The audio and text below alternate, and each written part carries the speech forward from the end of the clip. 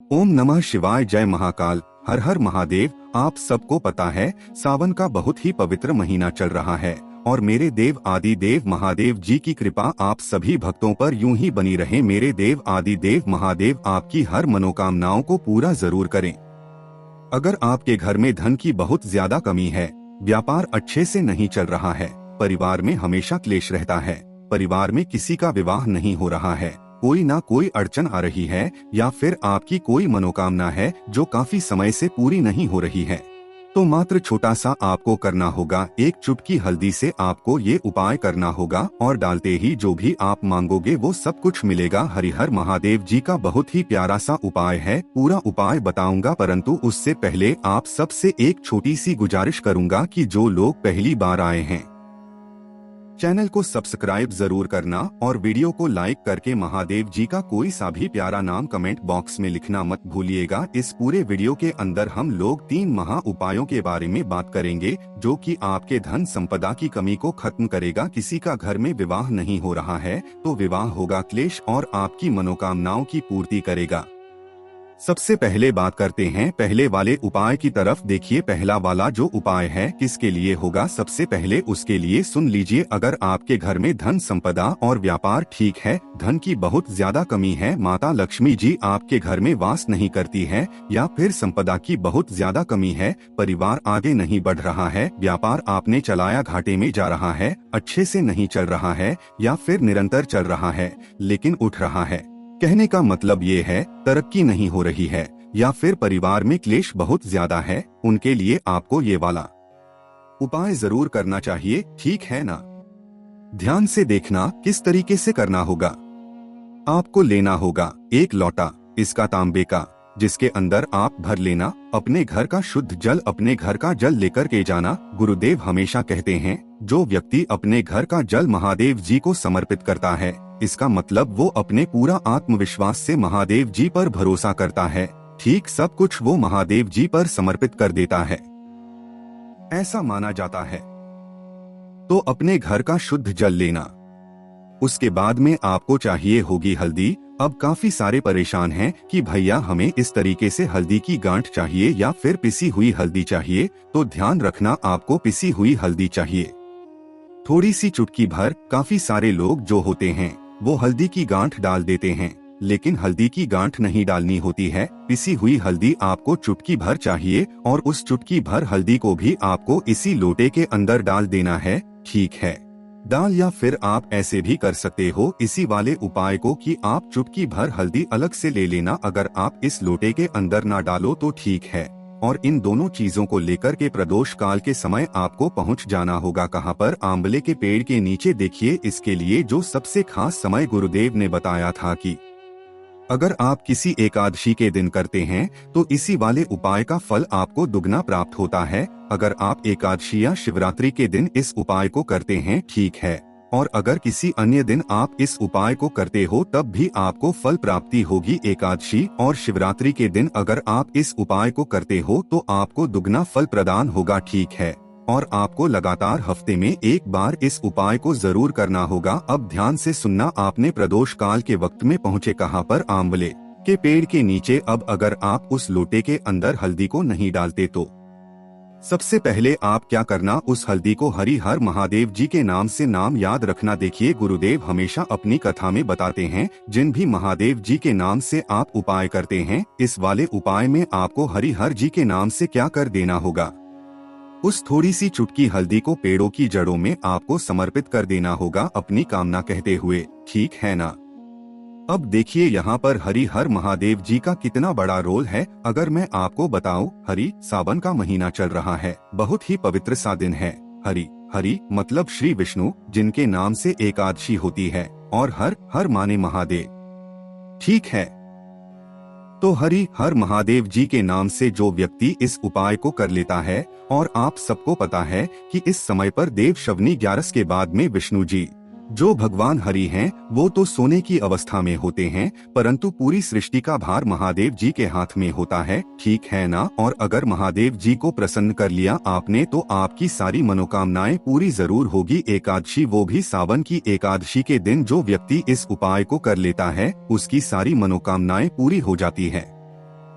जब आप थोड़ी सी चुटकी हल्दी को यहाँ पर डाल देंगे, उसी के ऊपर आपको हरि हर महादेव जी के नाम से ही एक लोटा शुद्ध जल जो आप लेकर के आए हो उसे आप समर्पित कर देना। नमः शिवाय श्री शिवाय नमः का स्मरण करते हुए उसके बाद यहाँ पर 2 मिनट खड़े होना और 2 मिनट आपको भगवान हरि विष्णु जी का और महादेव जी का स्मरण करके अपने घर की तरफ वापस लौट आना है। जो व्यक्ति लगातार हर हफ्ते में 4 से 5 बार इस उपाय को कर लेता है उसकी सारी परेशानियां दूर होती है। घर में धन संपदा वैभव की कभी कमी नहीं रहती, घर का क्लेश खत्म हो जाता है। ये हो गया पहला उपाय। अब बात करते हैं दूसरे वाले उपाय की तरफ। देखिए दूसरा वाला जो उपाय है ना, ये एकादशी का सबसे महत्वपूर्ण उपाय है, अचूक उपाय है। ये उपाय उन लोगों के लिए है जिनकी कोई मनोकामना पूरी नहीं हो रही है ना। मनोकामना एक तो ये वाली चीज हो गई। दूसरी, अगर किसी की नौकरी नहीं लग रही है, वो बहुत ज्यादा परेशान है, इंटरव्यू दे करके पास नहीं होता है, सरकारी एग्जाम की तैयारी कर रहा है लेकिन फिर भी उसका नौकरी में नंबर नहीं आ रहा है, तो एकादशी के दिन इस वाले उपाय को करना मत भूलिएगा। जो भी एकादशी आ जाए आपको उस दिन इस उपाय को जरूर करना है। ठीक है, आपको करना क्या होगा, अपने घर का शुद्ध जल लेना है, एक तांबे के लोटे के अंदर, ठीक है, और इसी तांबे के लोटे के अंदर डाल देना होगा आपको एक ढक्कन गंगाजल है ना। देखिए अगर आपके पास में गंगाजल मात्रा में है तो आप एक लोटा जो है वो गंगाजल ले लीजिए। अगर आपके पास में प्रचुर मात्रा में नहीं है तो आप पूरा लोटा जल से भरना हो। थोड़ा सा गंगाजल इसी वाले लोटे के अंदर डाल देना। कहा जाता है गंगाजल इतना पवित्र होता है कि जिस जल में मिला दिया जाता है वो जल भी गंगाजल के समान हो जाता है। ठीक है, इस तरीके से लोटा आपने तैयार कर लिया का, और इसी लोटे के अंदर आपको डालनी होगी 11 तुलसी की पत्तियां हैं ना। देखिए एकादशी के दिन तुलसी जी का बहुत बड़ा महत्व होता है, आप सबको पता है, ठीक है ना। तो आपको 11 तुलसी के पत्ते लेने हैं जो कहीं से भी खंडित ना हो, ये चीज ध्यान रखना। इस तरीके से 11 पत्ते लेना और इसी लोटे के अंदर आपको डाल देना है। उन 11 पत्तों को भी अब इस लोटे को लेकर के जो भी श्री हरि जी का स्वरूप है, श्री हरि भगवान मतलब भगवान विष्णु का जो भी स्वरूप है, वो राम मंदिर हो चाहे वो राधा कृष्ण न मंदिर हो, ठीक है, चाहे कोई सा भी स्वरूप जो कि भगवान विष्णु का स्वरूप है, उस वाले मंदिर में आप चले जाना और उस मंदिर में जाने के बाद इसी वाले लोटे को उस मंदिर की चौखट पर आप रख देना। मतलब अंदर की तरफ ना, यहाँ पर मंदिर के सामने इन भगवान जी के सामने आपको रख देना। ठीक है ना, जहाँ पर भी है विराजमान है उनके सामने जो चौखट बनी हुई है इनके कक्ष की वहाँ पर आप रख देना। ठीक है, अब यहाँ पर रखने के बाद में आपको यहाँ पर कामना करनी आपकी नौकरी की, आपकी मनोकामना की। जो भी आप मांगना चाहते हो वो आप विनती कर लीजिए। विनती करने के पश्चात लगभग 15 से 20 मिनट के बाद जब हो जाए, भगवान हरि विष्णु जी का आपको ध्यान करना है और उसके बाद में इसी लोटे को आपको उठाना है और इस लोटे को आपको किसी भी पेड़ के नीचे, और सबसे पहले ध्यान रखना अगर आप किसी भी पेड़ के नीचे ना जाओ तो बेल पेड़ के नीचे चले जाना और इस एक लोटे जल को समर्पित यहाँ पर कर देना। पूज्य गुरुजी ने जैसा बताया वेश आसन हमने आपको बताने का संपूर्ण प्रयास किया। एकादशी के दिन जो व्यक्ति इस उपाय को कर लेता है उसकी नौकरी की सारी समस्या खत्म होती है। मेरा बाबा 3 महीने के अंदर कोई ना कोई योग बना ही देता है अपनी नौकरी का, और साथ ही साथ आपकी मनोकामना भी पूरी जरूर होती है। अब बात करते हैं तीसरे वाले उपाय की तरफ। देखिए तीसरा वाला जो उपाय है ना, ये मैं आपको कई बार बता चुका हूँ, जब भी एकादशी आती है जरूर बताता हूँ। बहुत ही अचूक उपाय है, ध्यान से सुनना। देखिए काफी सारे लोगों को लगता है कि उनके दिन उल्टे चल रहे हैं, है ना। जिस कार्य में हाथ डालते हैं सफलता मिलती ही नहीं है, या फिर आपके घर में सब कुछ गलत हो रहा है, कुछ भी अच्छा हो ही नहीं रहा है, काफी ज्यादा परेशान है, या फिर छोटी छोटी सी बातों पर क्लेश हो जाता है, घर में कुछ भी चीज ऐसी हो जाती है, परेशानी ही परेशानियां है घर में, है ना। तब आपको ये वाला उपाय जरूर करना चाहिए। एकादशी आ जाए तो बहुत अच्छी बात है, बहुत पवित्र महीना है, ठीक है। उस दिन आपको ये वाला उपाय जरूर करना चाहिए। आपको लेना होगा एक लोटा तांबे का जिसके अंदर आपको अपने घर का शुद्ध जल भर लेना है, ठीक है।